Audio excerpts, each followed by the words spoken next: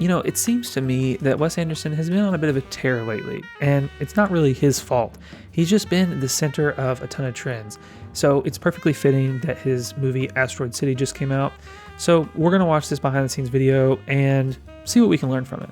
So let's do it. Is this a reacts channel? What the heck? All right. Asteroid City, we wanted a slightly exaggerated desert to set a play. I had a thought that we might find a place that was very, very flat and open and Jeez, the magnitude of this. down. The place where we filmed, Chinchon, about an hour from Madrid. Well, if you want flat land and you decide you want to shoot, I think you'll soon find yourself in Spain. Of course, I will naturally just go to Spain to find flat land. That makes perfect sense. Perfect spot for us to do this, and with the right amount of room. I'm not gonna lie, I didn't realize all those cacti were fake. Cactuses? Cacti? Forward, Sandy. You see that wonderful crackly patch right out there between the dead cactuses and the dried up riverbed? I think so. That's your parcel. We laid it out and we made miniature rocks and we figured it out for the location. We had originally looked at location. These rocks look real. Ultimately, the more time we spent looking at images of different places, the more I started to feel like I wanted a bit of each. Jeez. This man said, I can't find the right location, so I'll just make my own. It in a real landscape to instead create a bit of the landscape as part of the play. Lunchtime, line up single file. Lunchtime, line up single file. Lunchtime, line up single file.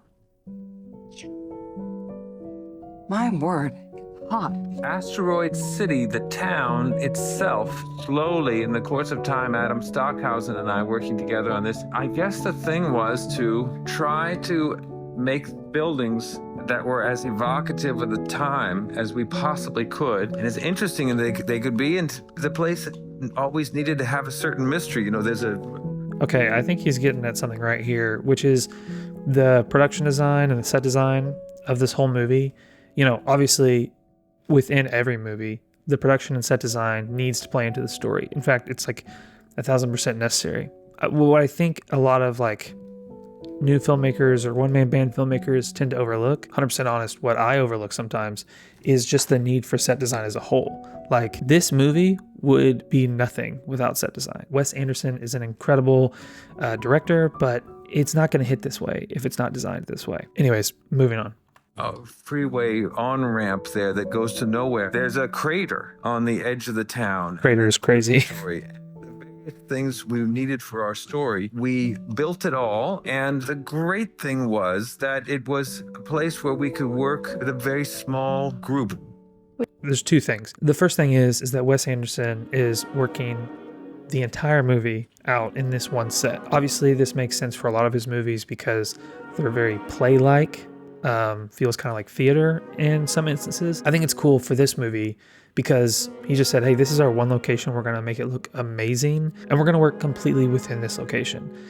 It's something that I kind of try to think of as well, you know, as a filmmaker, like how can I work within my means and maybe make one location look incredible? And if I think that I can do that, then maybe I can write a story based around one location. Obviously, you want to dream about ideas and come up with, you know, the most expansive story that you can. But at some point, it comes down to the logistics of, can you make it with the resources that you have or that you can gather? So I think it's cool that Wes Anderson is like, hey, I'm gonna make this whole movie in this one kind of place, because I think it's something that honestly would make our films a lot better as well. Just saying, hey, I'm gonna make this one location look incredible. Anyways, I'm done rambling. Let's keep watching. Which way did he go? Well, once it was built, we could be a tiny group in this what seemed like an abandoned town. We could golf cart ourselves to the set every day and back. Nice golf cart, actually. The way I like to work, which is the actors come to the set ready to shoot, already in costume, and there's no trailers and there's no trucks anywhere that you can see them, and we can be a bit like a student film. Yeah, I mean, I think that's actually sick. The fact that Wes Anderson likes to work with a small crew in kind of like a student film type vibe, that's honestly, it's encouraging, because Wes Anderson, obviously, he's doing it incredibly well. We heard about this if you paid attention to Dune. Greg Fraser talked about a lot of the scenes that he actually shot in the desert was also with a really small crew. Maybe it's because of COVID, maybe it's just the nature of how people work, but I think these small crews are actually really, really capable. And so when it comes to actually creating a video yourself, I would just say don't get caught up in the need to have a ton of people. Big Hollywood movies can be created with a small crew.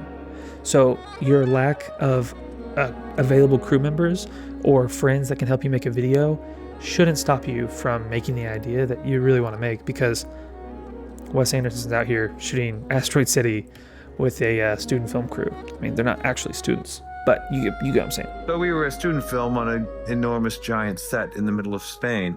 The main thing that I'm taking from all this is just the simplicity of this entire movie. Wes Anderson is spending a ton of time in the pre-production. He's focusing on one particular area that he can just make look perfect. And he's working in a very simple way. When you come to the location, that's where the shooting and the acting takes place. Nothing else takes place there. I think that's really, really cool. And ultimately, the simplicity of having a very small crew. I mean, sometimes, at least for me, I get in my head that to make a full-on movie, I have to have these big budgets and these huge crews, tons of locations. And I think what Asteroid City and this BTS video in particular has taught me is that, at the end of the day, like, I don't need all that stuff. You don't need all that stuff. Wes Anderson doesn't need all that stuff. I think what's unique about Wes Anderson is that he has a very particular eye and he creates something that's very unique. Ultimately, the way that he does it is the same way that any of us could do it. But when you're filming your next film, your next video, I would just focus on the story and your own voice and how you want to tell it. But if you enjoyed this video, I would really love it if you'd consider subscribing. I don't like to ask for this sort of thing, so I'd rather you not subscribe actually. If you don't think you're gonna enjoy my videos. Yeah, like only subscribe if you're like, I think that I could listen to this guy talk every other week for the foreseeable future. Anyways, until next time, let's get out there and make better films.